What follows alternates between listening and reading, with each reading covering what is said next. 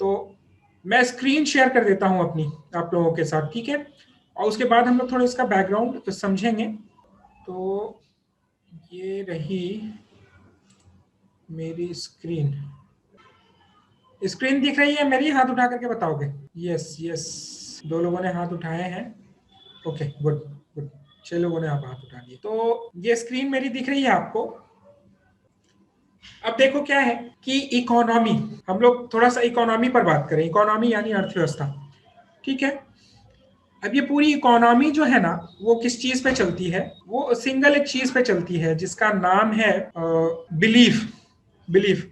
जैसे मैंने यहाँ 200 और 500 रुपए के नोट रखे हुए हैं यहाँ पर मैंने, ठीक है। आप देखें ध्यान से कि इस 2000 रुपये के नोट के कागज का इतना मूल्य है जितना के लिए हम इसको यूज करते हैं। आपका आंसर होगा नहीं, उतना इसका मूल्य नहीं होता इसके कागज का। तो इसका वैल्यू क्यों होता है? क्योंकि यहाँ पर लिखा हुआ देखिए, मैं धारक को 2000 रुपये अदा करने का वचन देता हूं। ये वचन कौन दे रहा है? आरबीआई के गवर्नर। और इस बिलीव से ही पूरी इकोनॉमी का चक्का चलता है। जैसे आप लोगों ने देखी, नोटबंदी आई तो एक झटके में नोटों का कोई मूल्य ही नहीं रहा। अब कोई 1000 रुपया या 500 रुपये के नोट का 10 पैसे भी आपको कोई देने के लिए तैयार नहीं होता, ठीक है ना। तो पूरी अर्थव्यवस्था वो बिलीव पे चलती है, विश्वास पे, ठीक है। और अर्थव्यवस्था के साइकिल को चलाने के लिए जो सबसे इंपॉर्टेंट चीज होती है वो होती है डिमांड। डिमांड आप लोगों ने 12th में भी पढ़ा होगा, है ना। अब मैं थोड़ा सा यहाँ पे आपको ब्रीफ कर दूंगा। डिमांड क्या होता है कि डिफरेंट डिफरेंट प्राइसेस पे डिफरेंट डिफरेंट कमोडिटीज जो कंज्यूमर डिमांड करता है, that is called demand. Different different price पे डिफरेंट डिफरेंट क्वांटिटीज की मांग जो उपभोक्ताओं द्वारा की जाती है, दैट इज कॉल्ड डिमांड। अब ये डिमांड के 3 इसेंशियल कंडीशंस होते हैं। क्या कंडीशन होते हैं? कि डिजायर टू बाय। पहला है कि डिमांड, अच्छा एक उससे पहले हम लोग एक चीज बात और कर लेते हैं कि डिमांड जब इकोनॉमी में होगी, अर्थव्यवस्था में, तो क्या होगा उसका फायदा? कि डिमांड से ही पूरा साइकिल चलता है। कैसे चलता है? जैसे जब कस्टमर, किसी देश के नागरिक जो है किसी वस्तुओं की मांग करते हैं तो उसका प्रोडक्शन किया जाता है, और प्रोडक्शन में बहुत सारे संसाधनों का यूज किया जाता है। तो इकोनॉमी में डिमांड होगी तो प्रोडक्शन होगा, और प्रोडक्शन होगा तो फिर फर्दर डिमांड भी होगी, और सभी लोगों को रोजगार मिलने लगता है, सबके पास पैसा आता है, सबके पास परचेजिंग पावर आती है, और जो अर्थव्यवस्था का साइकिल है वो चलने लगता है। तो जब आप टर्म सुनते होंगे, शब्दावली, क्या कहते हैं उसको, मंदी। मंदी और तेजी। मंदी का मतलब क्या होता है कि डिमांड है ही नहीं इकोनॉमी में, किसी चीज की मांग ही नहीं की जा रही है। और जब मांग नहीं की जा रही है तो क्या होगा कि ना प्रोडक्शन होगा, ना सप्लाई होगा, ना डिमांड होगी, कुछ नहीं होगा, और पूरा इकोनॉमी का भट्ठा बैठ जाएगा। अभी लॉकडाउन में आप लोगों ने देखा क्या सिचुएशन हुई, इकोनॉमी गिरने लगी। क्यों गिरने लगी? क्योंकि सब लोग सतर्क हो गए, कोई कुछ डिमांड ही नहीं कर रहा था। वो खरीद बिक्री जो है इसेंशियल चीजों की हो रही थी, जितने की जरूरत है उतने की, बाकी चीजों की खरीद नहीं हो रही थी। तो जो किसी देश की अर्थव्यवस्था आगे जा रही है या पीछे आ रही है, इस बात पर डिपेंड करती है कि उस अर्थव्यवस्था में, उस इकोनॉमी में डिमांड कितनी है। अब डिमांड के लिए क्या होता है कि इसेंशियल कंडीशंस होते हैं, 3 इसेंशियल कंडीशंस। क्या है?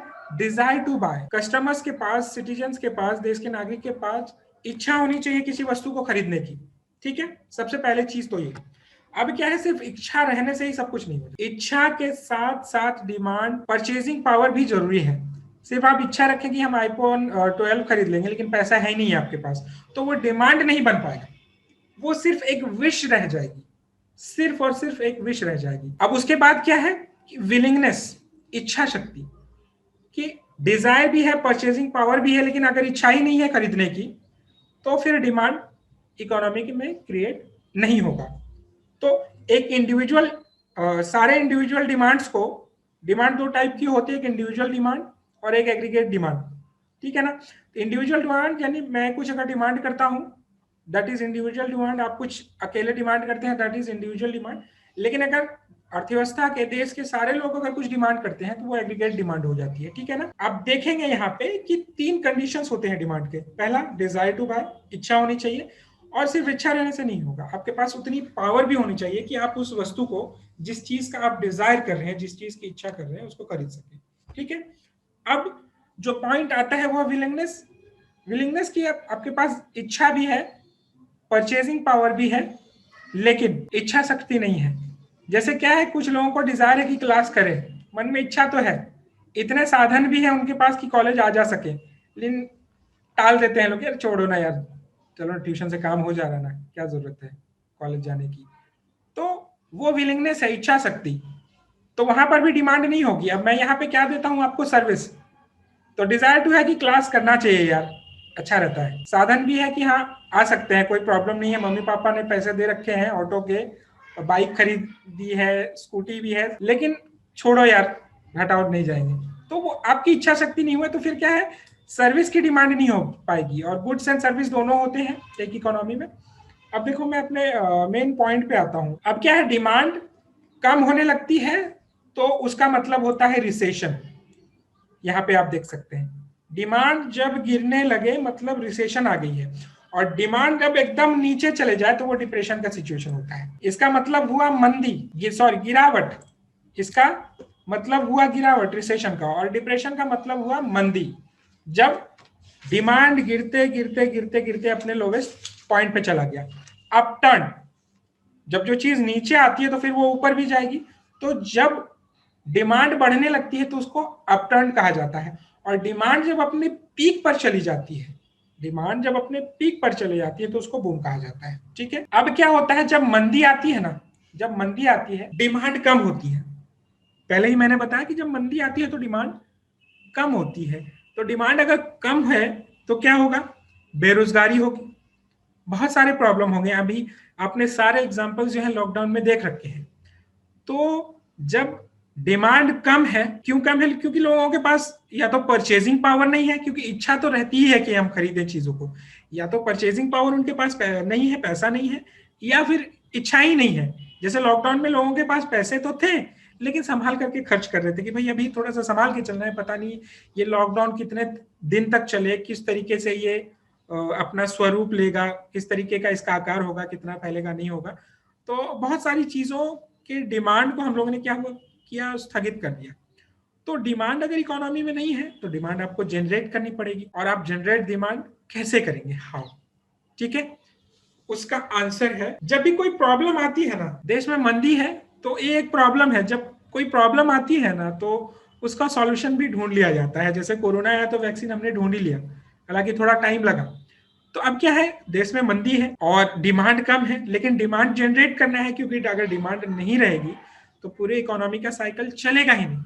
ठीक है, तो ऐसी स्थिति में क्या करना है, फाइनेंशियल इंजीनियरिंग, ये टर्म आपने पहली बार सुना होगा बहुत से लोगों ने।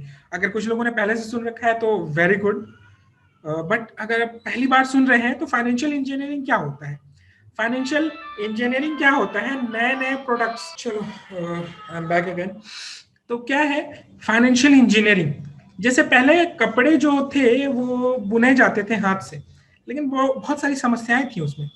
तो इंजीनियरिंग के द्वारा एक भाप का मशीन बनाया गया और कपड़े जो हैं वो बुने जाने लगे, कैसे, मशीन से। तो उसी तरीके से जब फाइनेंशियल सेक्टर में, इकोनॉमिक सेक्टर में कोई प्रॉब्लम होता है ना तो फाइनेंशियल इंजीनियरिंग की जाती है। मैंने बताया आपको कि अगर डिमांड नहीं है तो डिमांड जनरेट करनी है। और डिमांड कैसे जनरेट होगी, थ्रू फाइनेंशियल इंजीनियरिंग। नए नए तरीके हम लोग अपनाएंगे। अब जैसे क्या है, फाइनेंशियल इंजीनियरिंग का मतलब है कि नए नए फाइनेंशियल प्रोडक्ट्स डेवलप करना। जैसे इंश्योरेंस क्या है, एक तरीके का फाइनेंशियल प्रोडक्ट है, शेयर्स क्या है, एक तरीके का फाइनेंशियल प्रोडक्ट है, डिबेंचर क्या है, एक तरीके का फाइनेंशियल प्रोडक्ट है, म्यूचुअल फंड हो गए और भी इस तरीके की चीजें, फिक्स डिपॉजिट और recurring deposit, saving bank accounts, ये सारे क्या है, एक तरीके के फाइनेंशियल इंजीनियरिंग के द्वारा क्रिएट किए गए प्रोडक्ट हैं जो किसी विशेष जरूरत को पूरा करते हैं। ठीक है, तो फाइनेंशियल इंजीनियरिंग में क्या हुआ, हम लोगों ने बात की कि डिमांड नहीं है लेकिन डिमांड जनरेट करनी है। तो अब डिमांड जनरेट करनी है तो परचेजिंग पावर देनी होगी, किसको, कस्टमर्स को, सिटीजन्स को। तो अब जैसे क्या है कि ट्रक खरीदना है, अगर तो एक बार में अगर हम कह दें कि एक ही बार में ट्रक खरीद लेना है तो पॉसिबल नहीं हो पाएगा। लेकिन हम कह दें कि ट्रक जो है किस्तों में भी खरीदी जा सकती है तो कई लोग खरीद पाएंगे और फिर डिमांड बढ़ जाएगी ट्रकों की। इसी तरीके से और चीजों पर भी अगर क्रेडिट दे दिया जाए कस्टमर्स को, सिटीजन्स को, तो क्या है, उनकी परचेजिंग पावर बढ़ जाएगी और वो जो चीज पहले नहीं खरीद सकते थे उसको खरीद पाएंगे। तो क्या क्रेडिट इंक्रीज करने से, क्रेडिट आप जो लोग पढ़ चुके हैं वो समझते होंगे इस बात को। हायर परचेज सिस्टम में भी क्या होता है कि एक तरीके की क्रेडिट दे दी जाती है कि भैया लो आप प्रोडक्ट यूज करो, और जब फाइनल पेमेंट कर दोगे तो इसका मालिकाना हक, टाइटल जो है वो भी हम आपको दे देंगे। तो फाइनेंशियल इंजीनियरिंग के थ्रू क्या किया जाता है, क्रेडिट दिया जाता है जिससे कि परचेजिंग पावर जो है वो बढ़ जाए, किसकी, कस्टमर्स की। और जब कस्टमर्स की परचेजिंग पावर बढ़ जाएगी तो नेचुरल है कि इकोनॉमी में डिमांड जनरेट होगी। जैसे कि 5 लाख का कोई चीज है, अगर वो 20 किस्तों में पे किया जाना है, तो ऑब्वियसली जो पहले बहुत सारे लोग जो नहीं खरीदने लायक थे वो अब इस चीज को खरीद पाए। तो लेकिन अब इसके साथ एक समस्या क्या है कि it should not be bad. Bad का मतलब क्या है कि ऐसा नहीं कि क्रेडिट दे दें और वो लेकर के भाग जाए। इसके लिए एक तरीका निकाला गया, क्या कि क्रेडिट दें, क्रेडिट तो दी जाए लेकिन कंट्रोल भी लें। Allow the credit but keep the control. अब ये कंट्रोल कैसे रहेगा कि भैया हम आपको प्रोडक्ट तो यूज करने के लिए दे रहे हैं, हम ट्रक आपको दे रहे हैं किस्तों पर, लेकिन आप कंट्रोल जो है वो हमारे पास रहेगा।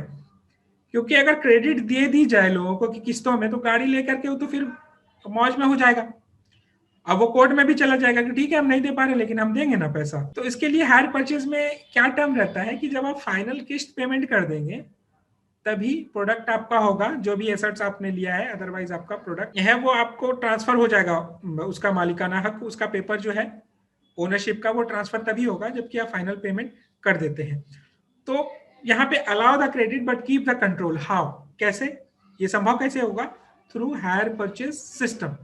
और इसमें क्या होगा, will allow you to use the assets. Assets तो अलाउ यूज हो जाएगा कि आप एसेट्स यूज कर सकते हैं, but will not transfer the title, ownership, title का मतलब ओनरशिप, टिल यू पे इन फुल। जब तक कि आप फुल पेमेंट नहीं कर देते हैं तब तक आपको ओनरशिप ट्रांसफर नहीं होगी।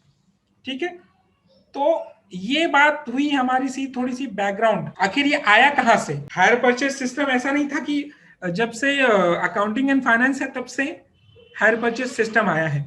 ये एक तरीका है, ये एक तरीका है अर्थव्यवस्था में डिमांड को जनरेट करने का। पेमेंट को हिस्सों में बांट दीजिए, डिमांड अपने आप जनरेट होगी, और डिमांड जनरेट होगी तो फिर इकोनॉमी में ग्रोथ होगा और पहले की तरह इकोनॉमी काम करने लगेगी। वहां पर और भी सारी चीजों की डिमांड होगी।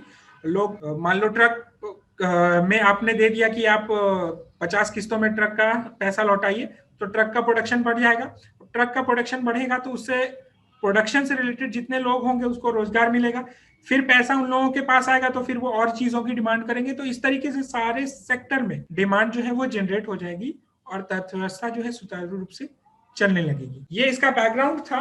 अब मैं स्क्रीन स्टॉप कर रहा हूं और थोड़ा सा मैं आपको अनम्यूट कर दे रहा हूं ताकि आप, किसी को कुछ पूछना है तो आप पूछ पाए, अगर कोई कंफ्यूजन रह गया होगा। आप अनम्यूट करके पूछ सकते हैं मुझसे, किसी को कुछ पूछना हो तो। किसी के मन में कोई सवाल जो अभी तक मैंने बताया, जो बैकग्राउंड अंडरस्टैंडिंग आपको दी मैंने? चलो, I think everything is clear. Chat box में कुछ चीजें हैं। अनएम्प्लॉयमेंट, अनएम्प्लॉयमेंट का मतलब है जब रोजगार नहीं हो इकोनॉमी में क्षमता के अनुसार। मैंने अगर टीचर का कोर्स कर रखा है लेकिन मुझे टीचर का काम नहीं मिला है तो that situation is called unemployment. किसी को कुछ पूछना है आप चैट बॉक्स में कमेंट कर सकते हैं, अदरवाइज फिर मैं थ्योरी लिखवाना शुरू करूंगा आप लोगों को। किसी को कुछ पूछना है चैट बॉक्स में कमेंट, तो क्या शुरू किया जाए लिखवाना आप लोगों को थ्योरी,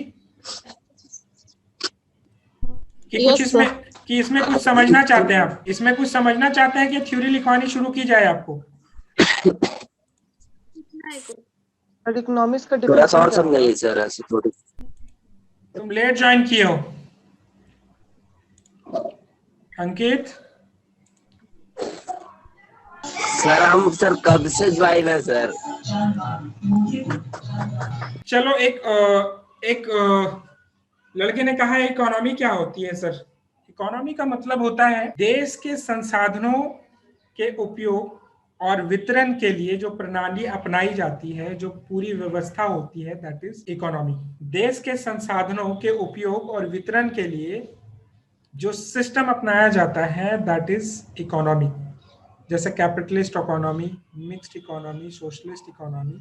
कैपिटलिस्ट इकोनॉमी में क्या होता है, सरकार सिर्फ कंट्रोल करती है, सरकार किसी भी चीज में इन्वॉल्व नहीं होती है, जैसे अमेरिका। कम्युनिस्ट मिक्स्ड इकोनॉमी में क्या होता है, जैसे हमारे यहाँ भारत में कुछ चीजें सरकार करती है और कुछ चीजें प्राइवेट वाले करते हैं, ठीक है। तो capitalist, mixed and communist. Communist में क्या होता है कि सारा कंट्रोल जो होता है ना वो सरकार के पास होता है, सारा उत्पादन और वितरण सरकार करती है। तो अगर आपके पास बैकग्राउंड से कुछ आवाज आ रही है तो प्लीज, आपके बैकग्राउंड से अगर कोई आवाज आ रही है तो आप मतलब अपना साउंड, अब कम से कम इतना तो आपके पास समझदारी होनी चाहिए। अब कितनी चीजें आपको बार बार एक ही बार बोला जाए। अगर देख रहे हैं आपकी सीख है, सरस्वती पूजा है, होता है, ठीक है, आप उसको कंट्रोल नहीं कर सकते, लेकिन जो चीजें आपके हाथ में है उसको तो कंट्रोल करें आप। अब वो भी आप कंट्रोल नहीं करते हैं, तो दैट इज नॉट गुड, ठीक है। तो मैं फिर एक बार अनम्यूट कर रहा हूँ, और जिसको जो पूछना है वो आप पूछें। कोई बात करनी है किसी को? सर हायर परचेज का फीचर्स क्या है सर? हायर परचेज का फीचर्स में अभी हम आ रहे हैं, हायर परचेज का फीचर में आ रहा है। जो बैकग्राउंड मैंने बताया उसमें अगर कोई प्रॉब्लम है तो आप बताएं। यस, अंजलि ने पूछा है socialist economy.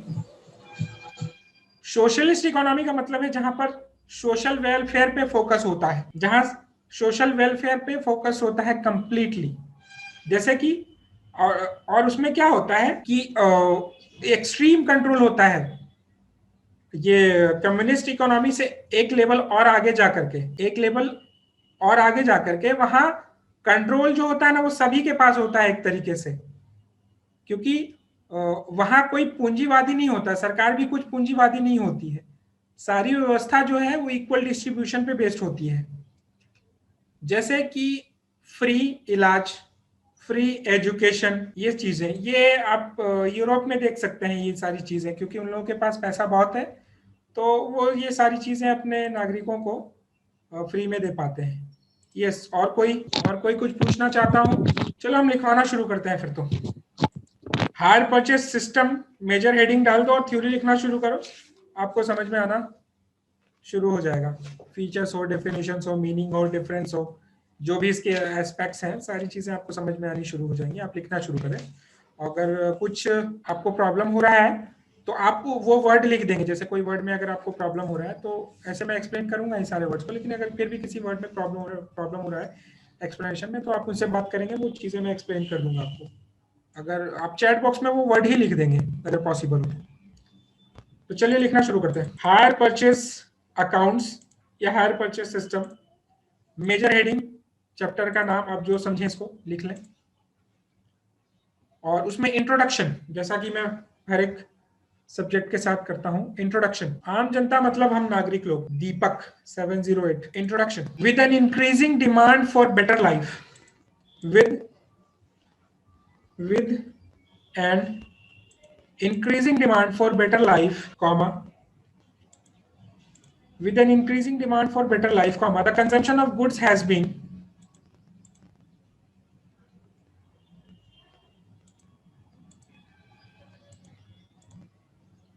the consumption of goods the consumption of goods has been the consumption of goods has been on the expanding scale, expanding scale, expanding का स्पेलिंग कोई डाल दो, एक्सपेंडिंग स्केल। हैविंग के बाद ओके, स्लो में जाता हूं Deepak. Okay, has been on the expanding scale, expanding. Avinash, Shivani, Jyoti, Shreya, Radha, thank you. Expanding scale, full stop. But this has been backed up by, but this has to be, but this has to be, but this has to be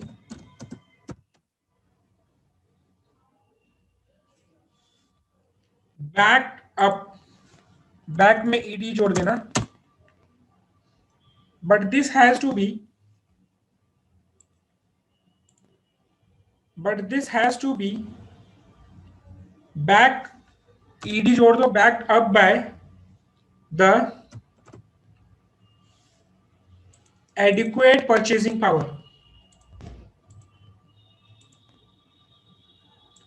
But this has to be backed up by adequate purchasing power.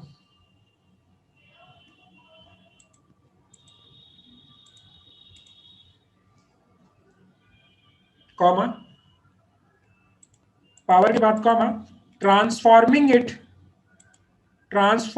It into transforming it into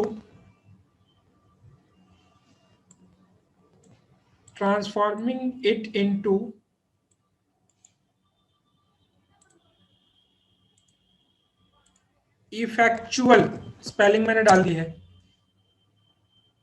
effectual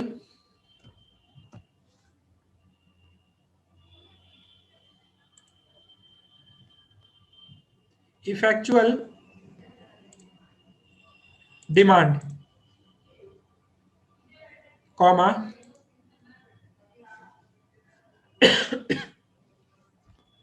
comma, I dot E dot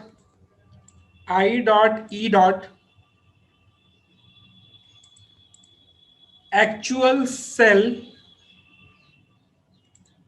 at a set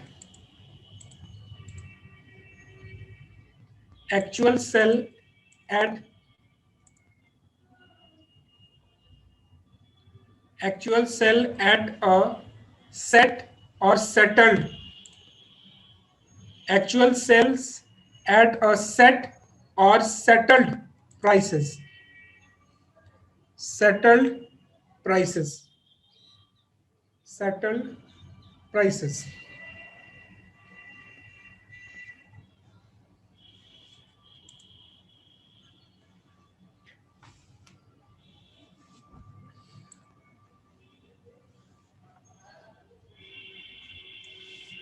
ठीक है, settled prices.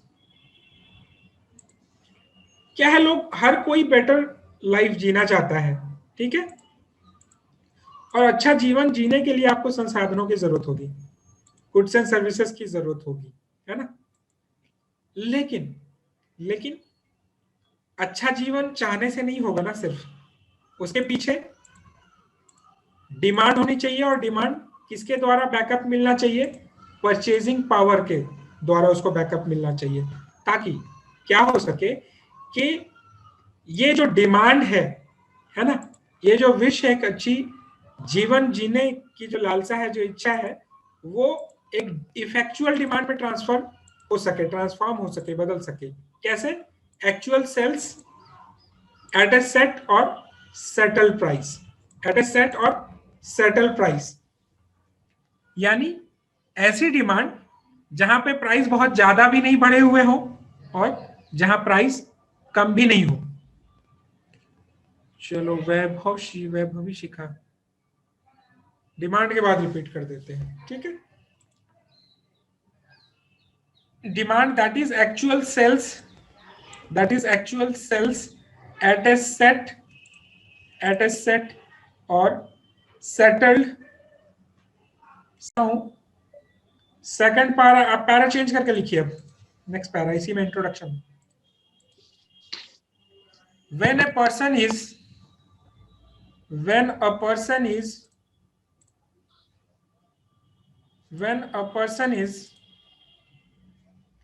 unable to acquire when a person is unable to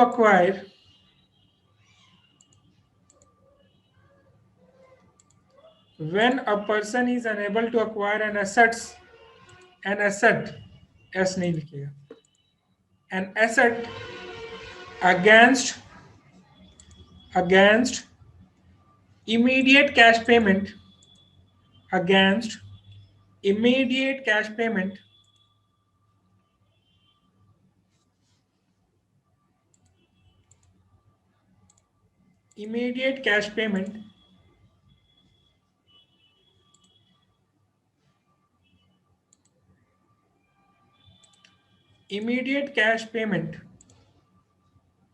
comma, or is not sure or is not sure to make payments to make payments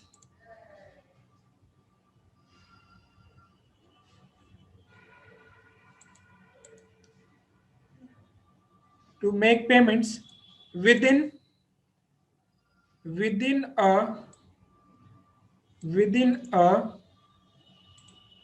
within a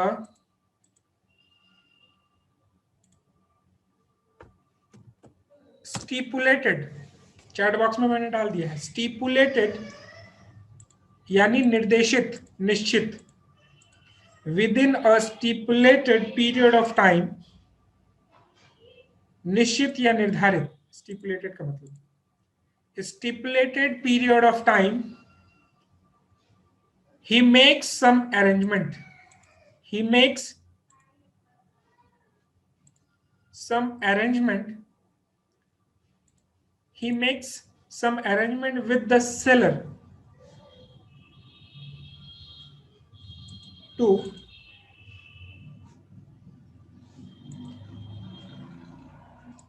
stagger to stagger, spelling में डाल दे रहा हूं, stagger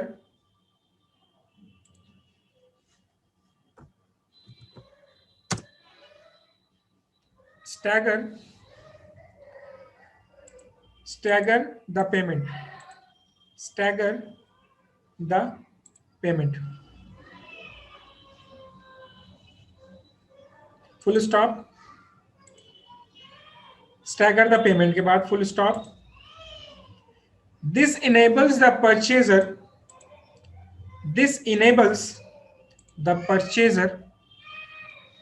to use the asset. This enables the purchaser to use the asset. This enables the purchaser to use the asset. This enables the purchaser to use the asset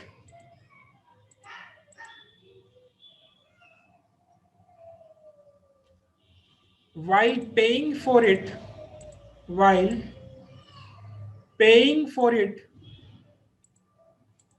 to use the asset while paying for it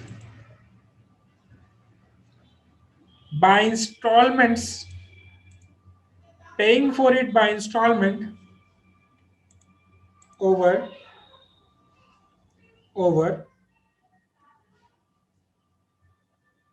installments over an agreed, agree में D जोड़ देना, over an agreed period of time, full stop, over an agreed period of time, full stop. This type of business deal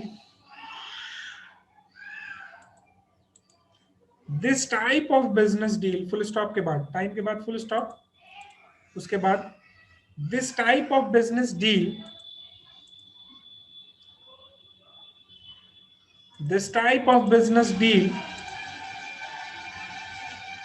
is known as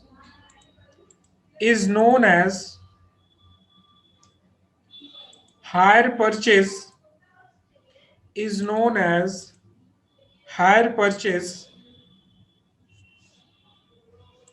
transactions.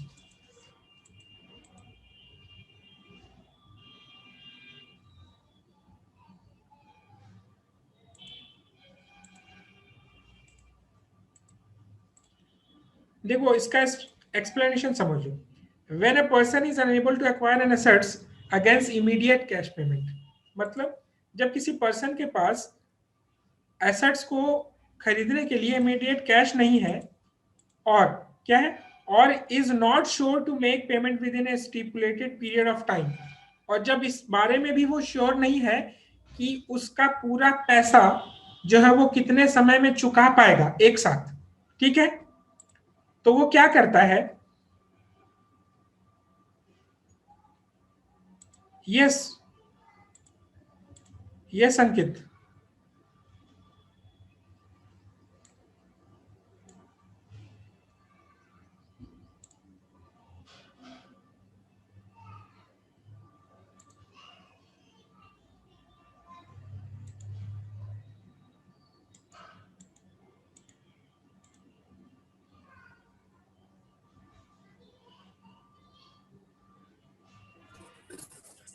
ये संकेत जी sir.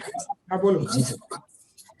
Sir पूछ रहे sir, जैसे higher purchase system में कोई assets हम लिए, ठीक है सर, अगर मान के चलिए ट्रक लिए, ट्रक का एक्सीडेंट हो गया तो उसका मालिक तो जो लिया है वो तो अभी नहीं है, जो बेचा वही है, उसके पास ओनरशिप, तो फिर भी उसको इंस्टॉलमेंट पे करने की जरूरत है अगर मान के चलिए कार या कुछ भी चीज लिया वो खराब हो गया तो इंश्योरेंस उसका हुआ रहता है ना, इंश्योरेंस वाली कंपनी दूसरी गाड़ी दे देगी उसके बदले में। मान लो माओवादी लोग जैसे झारखंड में जला देते हैं गाड़ियों को, ठीक है, जी सर। तो उसके बारे में भी लिखा हुआ रहता है, वो स्पेसिफिक एग्रीमेंट सारी चीजों के बारे में होता है। हम लोग क्या है थोड़ा सा बेसिक इसमें अकाउंटिंग पढ़ने वाले हैं, तो सारी चीजों के लिए अरेंजमेंट होता है।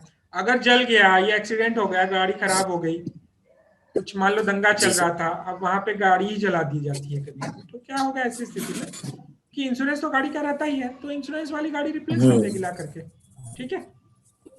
अच्छा जी सर। ठीक है, म्यूट कर लो। और कुछ?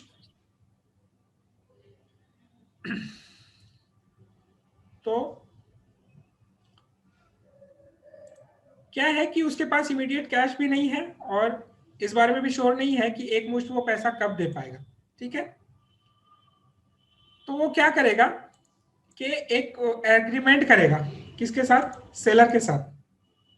ही make some arrangement with the seller to stagger the payment. Stagger का मतलब होता है स्थगित करना या बांटना, ठीक है। एक एग्रीमेंट करेगा किसके साथ? सेलर के साथ, पेमेंट को स्थगित करने का। This enables the purchaser to use the assets while paying for it in installment। और इससे क्या होता है कि सक्षम हो जाता है जो परचेजर है कि वो थोड़ा थोड़ा करके पैसा दे, साथ ही एसेट्स भी यूज कर ले। और इस ट्रांजैक्शन को, इस पूरे लेन देन को क्या कहा जाता है? हायर परचेज ट्रांजैक्शंस, ठीक है। नेक्स्ट आ जाओ, meaning of hire purchase. Meaning of hire purchase,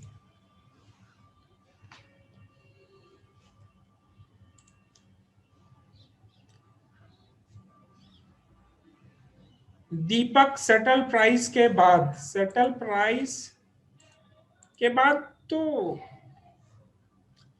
अब उसके बाद तो बहुत लंबा है बाबू, तुम्हारा छूट गया तो अब उसमें हम कुछ नहीं कर सकते हैं, ठीक है ना। उसके बाद पूरा एक पैराग्राफ ही है। अब आप का नेटवर्क खराब है तो उसके लिए मैं रिपीट नहीं करने वाला हूँ। चलिए, आप वीडियो लेक्चर देख लेंगे, इसका वीडियो लेक्चर अपलोड हो जाएगा 1-2 दिन में, आप वहाँ से करेक्ट कर लेंगे या किसी फ्रेंड से मांग लेंगे स्नैपशॉट, तो वहाँ से भी आपका प्रॉब्लम सॉल्व हो जाएगा। चलिए, meaning of hire purchase. Meaning of hire purchase, under the higher purchase system, under the hire purchase system, the customer, under the hire purchase system, the customer, bracket open करो, bracket open करो, call the hire purchaser, call the hire purchaser, bracket close कर दो।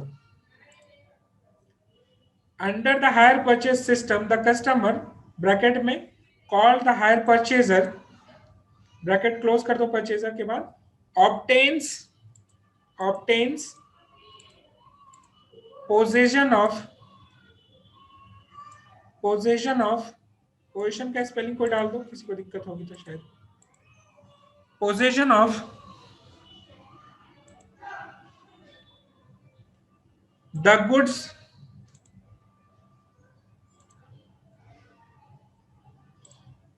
Position of the goods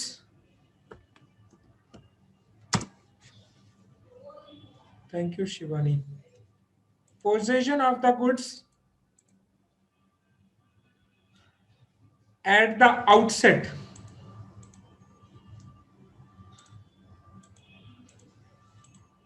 at the outset, outset का मतलब होता है शुरुआत में ही, ठीक है। तो कहता है कि हायर परचेज में क्या होता है, परचेजर जो है उसको पोजेशन यानी उसके पास आ जाता है वो गुड्स एट द आउटसेट, यानी शुरुआत में ही। एंड आउटसेट के बाद लिखो and can use it, and can use it, comma, while paying for it, while paying for it, while paying for it, while paying for it by installments, while paying for it by installments over an agreed period of time, while paying for it by installment over an agreed period of time, full stop।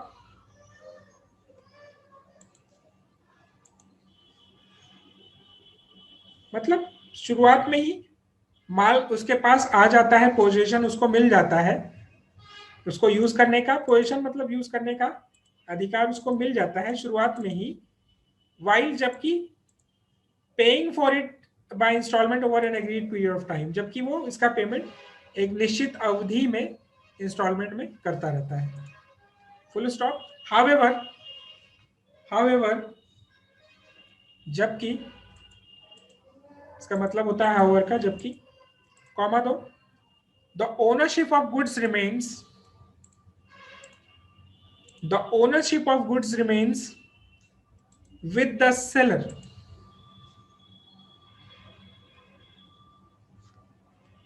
however the ownership of the goods remains with the seller,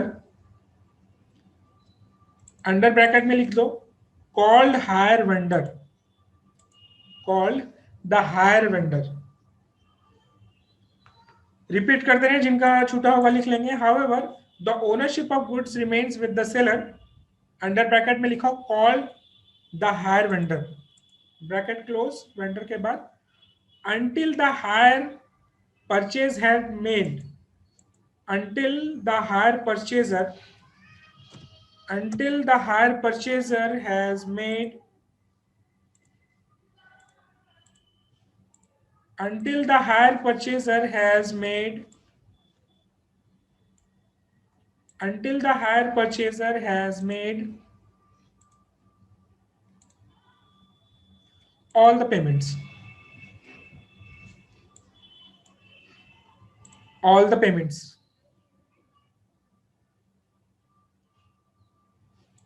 full stop। Ownership किसके पास रहती है? Seller के पास, तब तक की, until, जब तक कि सारा पेमेंट्स ना कर दिया जाए, ठीक है, फुल स्टॉप। आगे लिखो, each installment paid by the hire purchaser, each installment, each installment, each installment, each installment paid by the hire purchaser, each installment paid by the hire purchaser is treated as,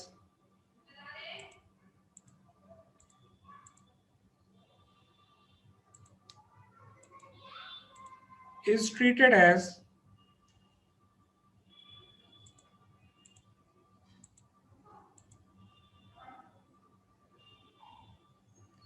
is treated as higher charges, is treated as higher charges, higher charges, higher charges, higher charges, higher charges for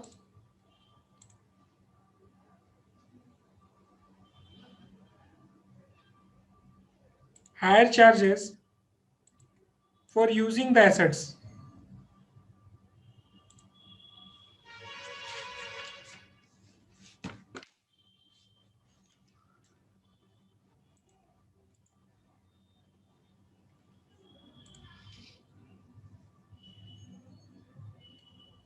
higher charges for using the asset.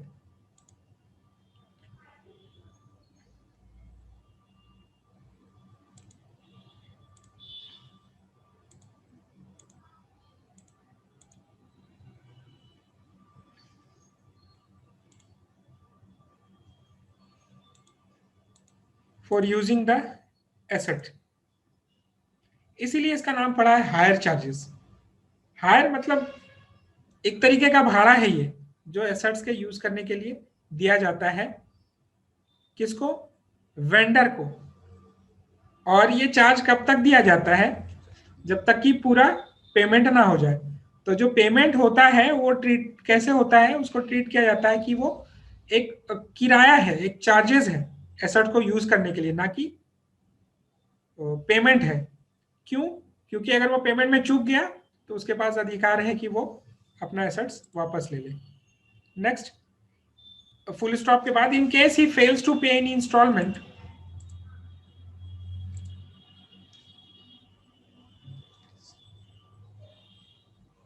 Obtains होगा Jayashree. In case he fails to pay any instalments, in case he fails to pay any installments,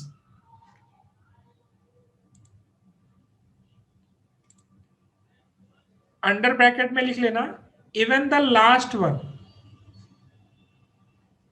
under bracket में लिखोगे ये line, even the last one,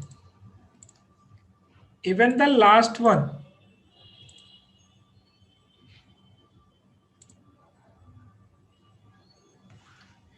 Even the last one,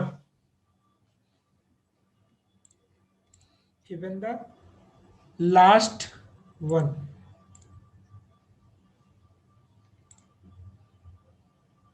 bracket close कर दो.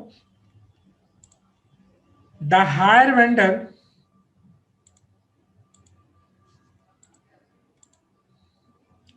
the higher vendor will take back, the higher vendor will take back, the higher vendor will take back his goods, his goods,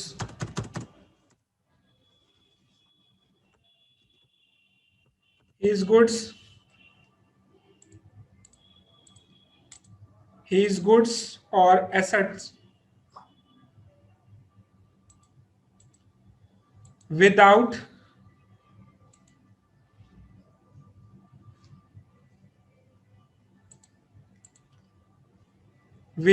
compensating, compensating का spelling में डाल दे रहा हूं, without compensating, repeat कर दे रहा हूं Bittu. Each installment paid by the hire purchaser is treated as higher charges for using the assets, full stop.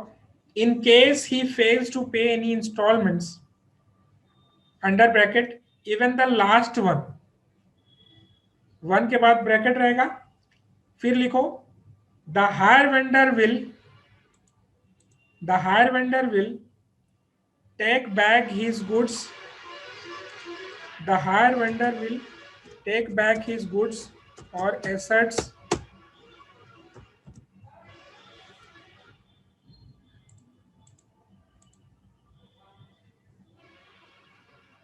without compensating, without compensating, without compensating the buyer, without compensating the buyer,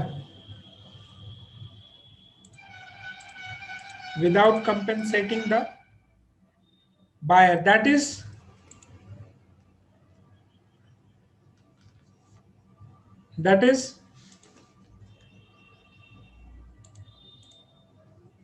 the hire vendor is not going to, the hire vendor is, the hire vendor is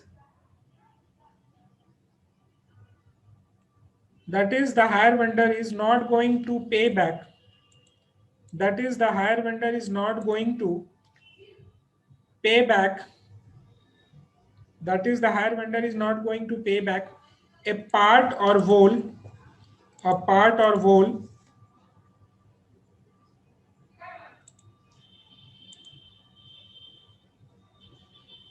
pay back a part or whole of the amount received through received through received through received through installments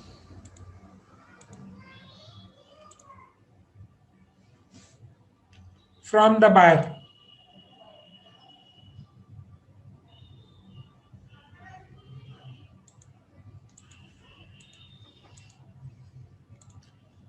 मतलब instalment payment करने से आप चूक गए तो खत्म, ownership आपकी transfer होने से रह जाएगी, ओनरशिप आपको ट्रांसफर नहीं होगी, वो फिर वापस से वेंडर की हो जाएगी, ठीक है।